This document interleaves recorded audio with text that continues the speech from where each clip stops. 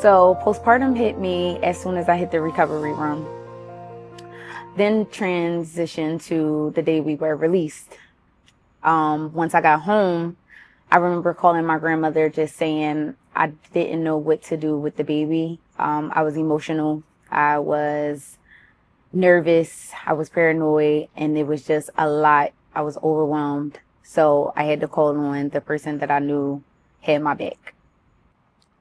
I knew that she was going to have some issues, and it's not like you could take this baby back.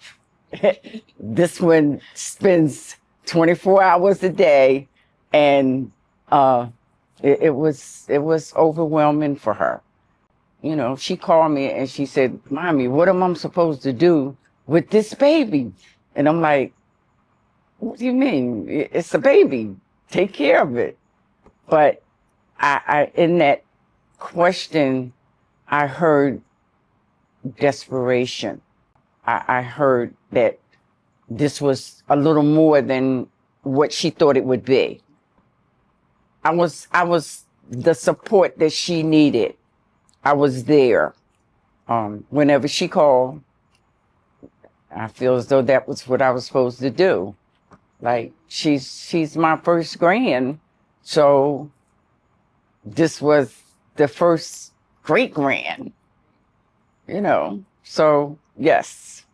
And after the few phone calls that I did make out of desperation and just needing the support that I knew I had, I started to realize that I was dealing with postpartum depression. And it made me reach out to Marquita, which is my doula. And she explained to me, like, what you're experiencing is postpartum and we have to work you through it. So I went through all of the stages. I went from happy, sad, emotional, anger. That was a rough one. The postpartum rage. But throughout it all, my doula always supported me and let me know that, you know, I was going to get through it, just like the support I had of my grandmother. While postpartum was very tough, I had to, you know, separate myself from my support and also be there for myself to let myself know that this is just another battle that you'll have to get through, and you have to get through it for your son.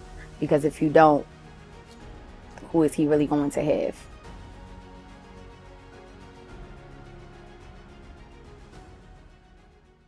As a doula, I think a lot of times in postpartum, we are checking on our mom's first response is like the medical, right? But because we've built this really good connection with our moms, we're able to see the other things that sometimes gets missed. So are you withdrawn? How are you feeling mentally?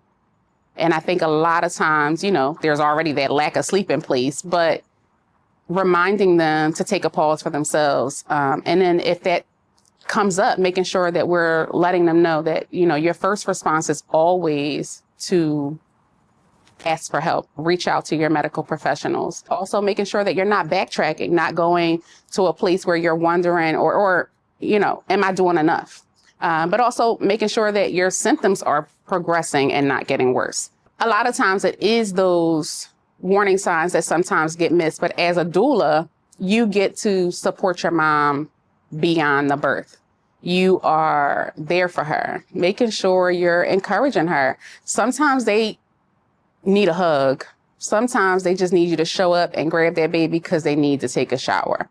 They need some rest. Encouraging them to prioritize their self-care is super important in the postpartum period, because then they get to show up as the best mom. Making sure that your support that you have in place knows, like, I haven't been my best, and not being ashamed to ask for help. I think a lot of times with our moms, it's always that I'm supposed to do it all. But support looks like community.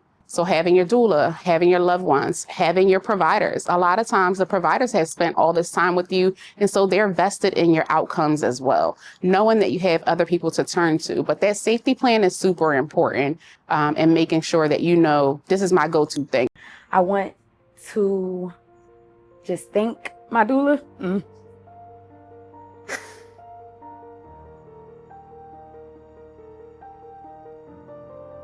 because like my grandmother said, without her, I wouldn't have made it.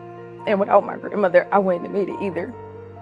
So I just want to thank both of my ladies for being here with me through it all from the beginning all the way till now. They have never left my side, and I'm truly appreciate the both of them. Remember that in this, you're always showing up for you. The best version of you will be the best version for baby. Knowing these signs and symptoms is an act of love, not fear.